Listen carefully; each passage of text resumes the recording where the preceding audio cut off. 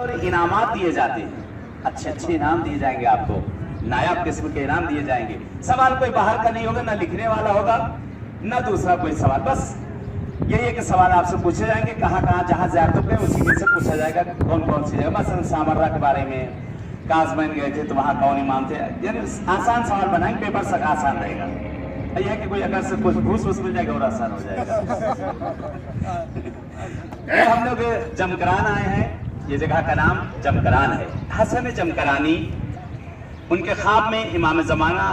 علیہ السلام آتے ہیں اور صلی اللہ محمد وعلی محمد وعجل آ کر کہتے ہیں حسن اٹھو فلاں جگہ پہ جاؤ، وہاں پہ ایک کھیت ہے، مزرعہ ہے، یعنی ایک کھیت ہے، وہاں صاحب کھیت سے جا کر کہنا یہ وہ زمین ہے جس کو اللہ نے برگزیدہ کر لیا، یعنی چن لیا ہے، یہاں پر خدا کا گھر بنے گا اور اس کی قیمت تم مولانا بتائی کس طرح سے کیا کرنا ہے، جا کے ادا کر دینا۔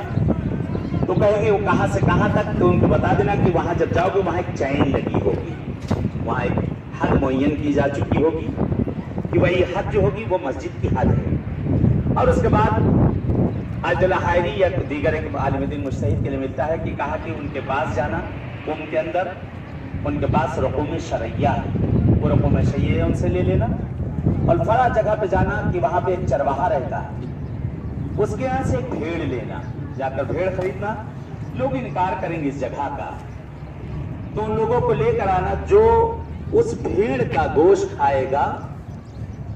جو بھی بیماری ہوگی اللہ اسے شفا دے دے گا۔ بہرحال یہ پہنچتے ہیں، خواب دیکھا انہوں نے، پہنچے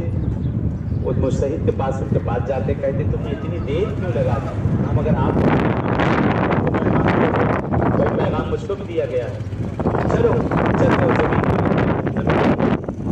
اور اس کے بعد پہنچتے ہیں اس چرواہے کے پاس جہاں مولا نے فرمایا تھا، اس چرواہے کے پاس گئے